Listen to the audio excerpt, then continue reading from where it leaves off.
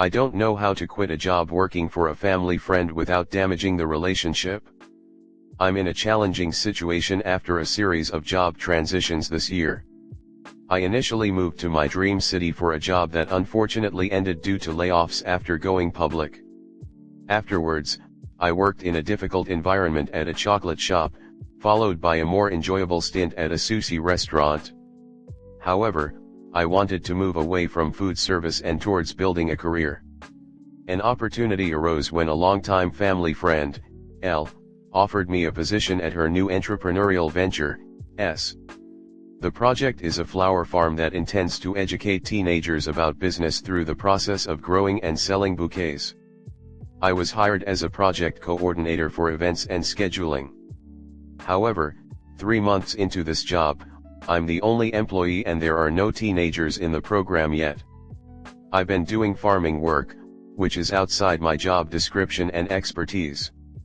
Furthermore, L's daughter C, who is supposed to be the president of S, shows little interest or involvement in the business.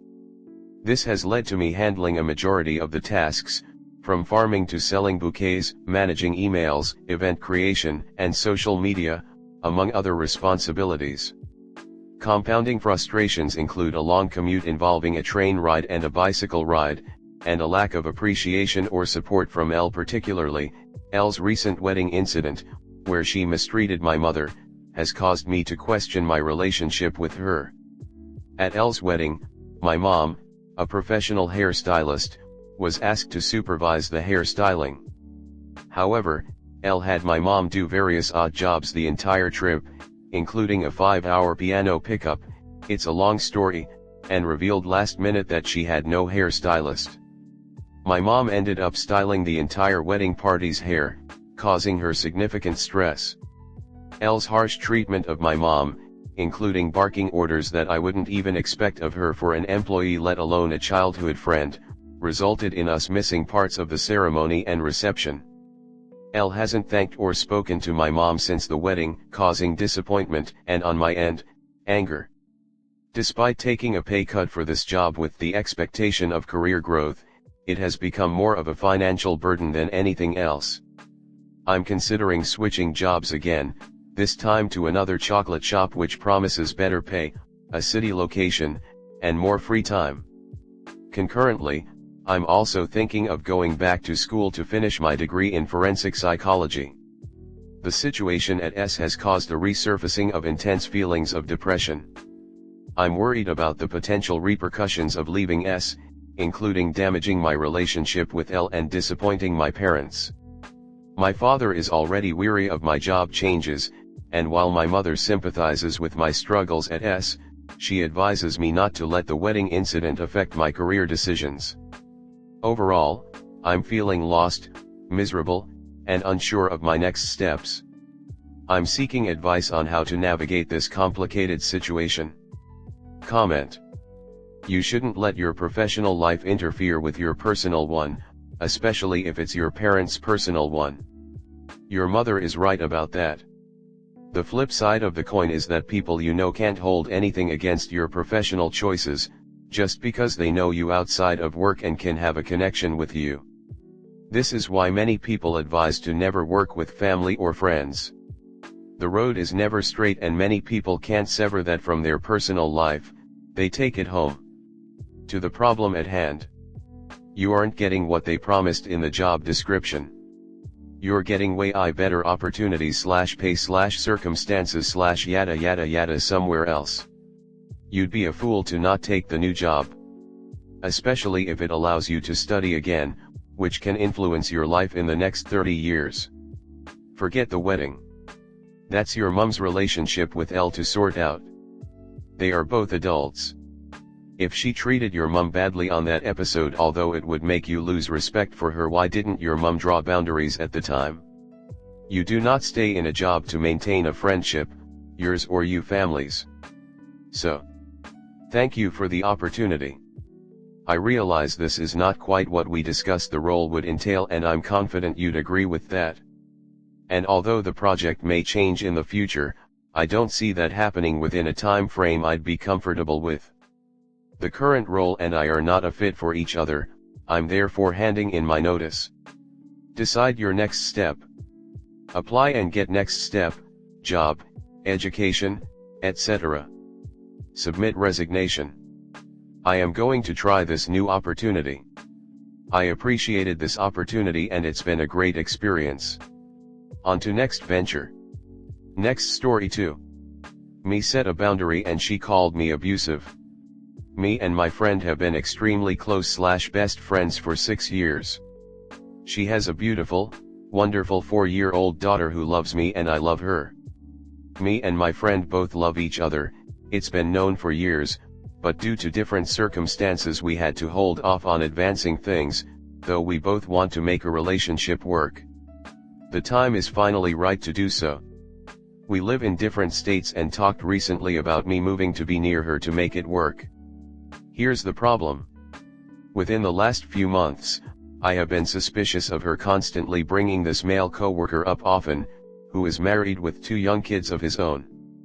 Last month, after pressing her and asking if there's anything she'd like to tell me about this coworker, she claimed that they indeed have feelings for each other.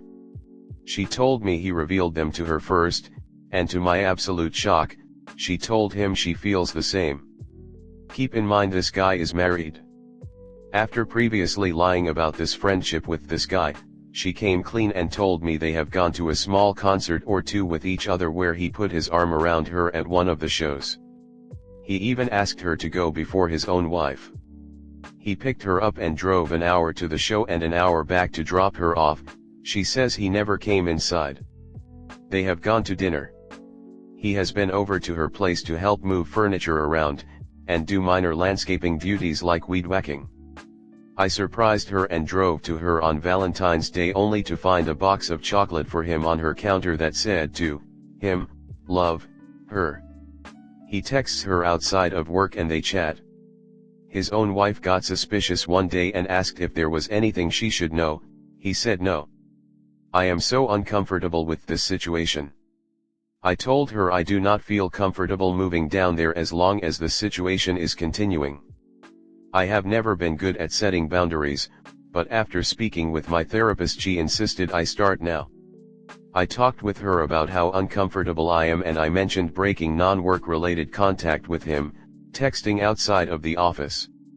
I said if she feels like that's something she is unwilling to do, and just keep contact within the work office, then it's fine, but I won't be sticking around anymore and certainly wouldn't be uprooting my life to move near a situation like that.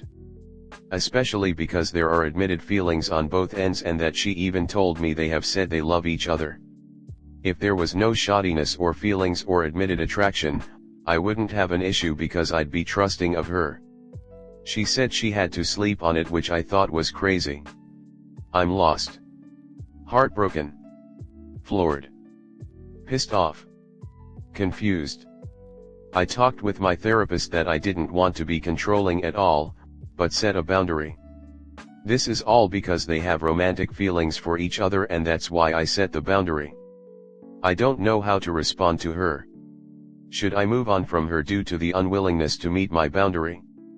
I'm terrified having to walk away. Comment. Your friend is manipulative and moving solely to be near here is not a good idea. You may want to take a step back and look at the totality of your relationship, both friendship and romantic. I think you'll find that this type of behavior is not an isolated incident. People who pull this kind of stuff rarely do it only once. Finally, the age difference is troubling. You were best friends, for how long? The difference in ages, especially at this stage of life, might be worth examining. There is always a reason why someone much older dates someone younger. What could you possibly have had in common when you were in your mid-20s and she was in her mid-30s? Your stages of life and experiences are so fundamentally different. She called you abusive. The best defense is a good offense. She's accusing you of doing what she's doing in order to put you on the defense and make you more malleable to her demands. Wow, this sucks for you. I know I'm only hearing your side, but I think based on the lack of boundaries / inappropriate behavior between them, and yeah, going on a date and admitting feeling to a married person is inappropriate, I think this boundary is completely fair. Sounds like she is struggling with the choice between you two and is, quite frankly, gaslighting you because of it. To me, it's a fair boundary and she doesn't seem ready to commit to you. Might be time to walk away. Sorry. Yes, that's the point of having a boundary. If people don't respect them, you don't have to interact with those people. Boundaries determine how you behave, not how others behave. It's a form of integrity. You're 32, you're still young to find a relationship where you will be respected and loved. So walk away. Also, the fact that she is willing to be a homewrecker in another person's marriage is a massive red flag. Yes, I said homewrecker. She, willingly or unwillingly, is causing stress on another marriage, and she is unwilling to take a step back. So you are avoiding a lot of trouble down the road. Although I am glad that therapy has become more widely accepted in the past couple of years, one of the major downsides of this is therapy speak, where lay individuals will utilize therapy terms to manipulate a situation to make themselves look more favorable. What she is doing is wrong, and instead of owning up to her actions, she is weaponizing therapy speak to try and make you look like the villain. What you are asking is perfectly reasonable. I would have serious reservations about moving states for her, considering the circumstances. Best of luck, op.